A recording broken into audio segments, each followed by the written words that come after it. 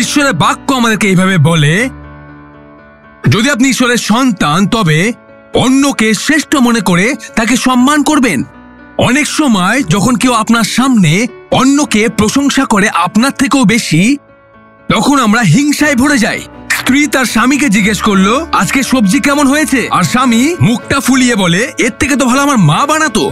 আর এরপরে স্ত্রীর মাথা প্রচন্ড পরিমাণে গরম এবং সবজি স্বাদহীন। আর স্ত্রী বলে, তুমি আমাকে এখানে কেন নিয়ে এসছো? আমি আমার বাপের বাড়ি চলে যাব। ছোটবেলার থেকে সে মার হাতের রান্না খেয়েছে, আর এখন স্ত্রী হাতের রান্না তার কাছে নতুন লাগছে।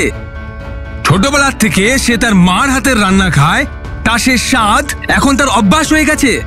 তার স্বামীর তার মার হাতের খাওয়ার খেয়ে অভ্যাস হয়ে গেছে। তার স্ত্রী এভাবে বলতে পারতো যে আপনার মার কাছ থেকে জিজ্ঞেস করে আমি খাবার বানিয়ে নেব।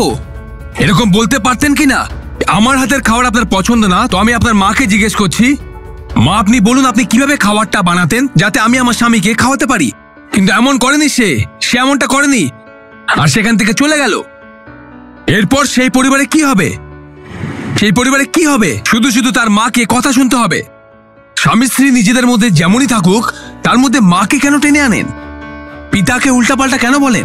ছোট একটা কথাকে অনেক বড় করে পরিবারের সকলকে এই লড়াইয়ের মধ্যে আমরা সংযুক্ত করে দিই। আমরা এমনটা কেন করি?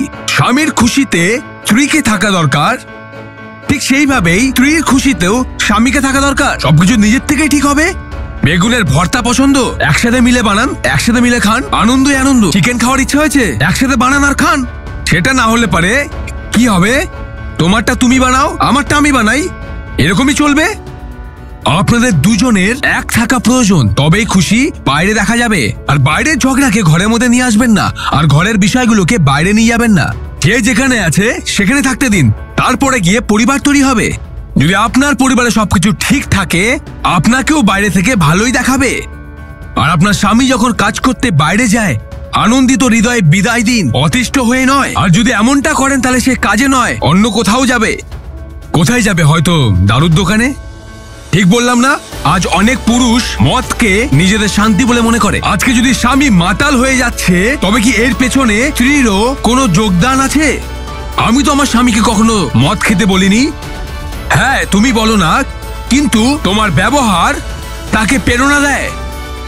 যখন আপনার স্বামী কাজ থেকে বাড়িতে ফিরে আসে, যদি আপনি তাকে ভালোভাবে স্বাগত জানান, ভালোবাসেন, তবে সে কেন অন্য জায়গায় যাবে?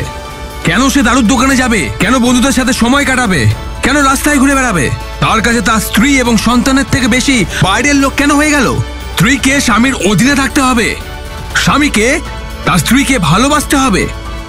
স্বামী এবং স্ত্রী দুজনকেই একে অন্যের বিষয়ে যত্ন নিতে হবে। যারা আনন্দিত হয় তাদের সাথে আনন্দ করতে হবে, আর যারা বিলাপ করে তাদের সাথে বিলাপ করতে হবে।